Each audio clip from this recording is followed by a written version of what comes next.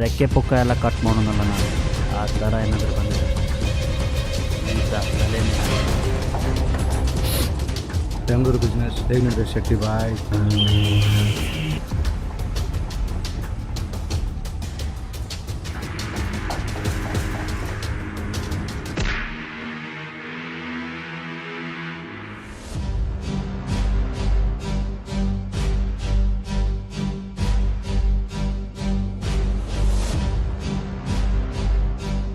ಬಾಬಾ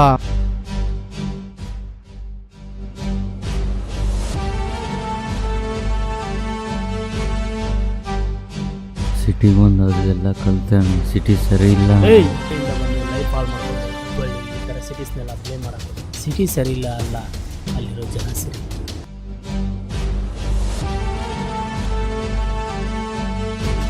ಯಾರೋ ನೀವು?